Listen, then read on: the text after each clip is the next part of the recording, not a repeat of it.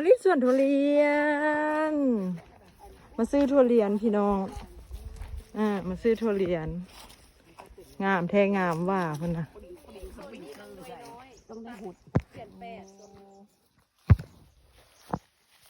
เรียกว่าอัน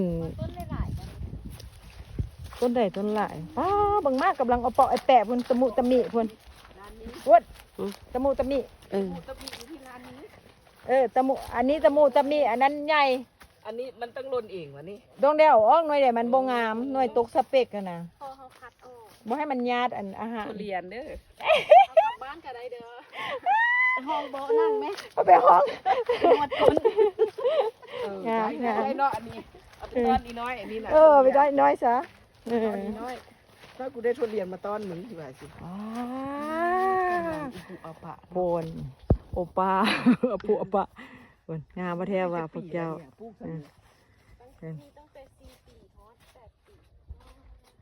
ต้น8 ปีมันอยู่แถวนะพุ่นต้นอยู่แปลงเฮือนพุ่นต้นนั้น8 ปีเด้งามพี่น้องเอ้ยต้นนี้ก็บักหลายพุ่นน่ะมากมันนะฮะที่เราเช่นยูน้องเฟนนะคะเจ้าแปะเฟนกระแดกนั่นหัวปะวะใส่บอนี่นะพื้นที่แดกนี่นะบอสแกใส่ปลาแดกแล้วหัวมันตัวจะแค่หักมือถึงส้มจะเถอะต้นบ้านเนี่ยนั่นดิบ้านป่าเสียงหัวล้านนี่เนี่ยเห็นบ่แดงจึงครึ่งอุ้ยไปโดดบ้องกูเด้อตายแล้วเข้าไปละมันก็ไปได้3 นาทีก็จะตีป้าพวกเจ้าเอ้ยคุณน่ะคุณน่ะกลางเงิน7ตอนมันเป็นไม้โมมีหนึ่งแทงวะตอนมันเป็นดอกโบเห็นเลยอันโบมีกินคิวๆก็ไหลมีน้ำมันปกอันนี้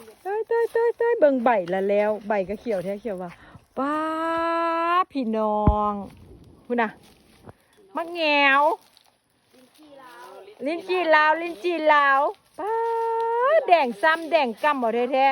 ๆส้มหวานส้มหวานส้มนัวว่าซานโอ้ยยังได้ไม่เช่าต่อยดีนะไปเขาบุมีไม่เช่านี่เห็นกันน้ำลายใหญ่ละ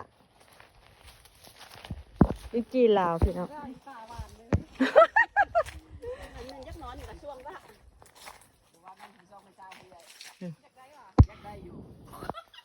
คุณนะป้าเป็นพวดอยู่พวกเจ้าคุณนะหลายแท้หลายว่าเป็นพวดเข้าใจพา2 องค์หญิงมาเบิ่งทุเรียนคุณได้ทุเรียนน้อยดีใจแท้ว่าคุณ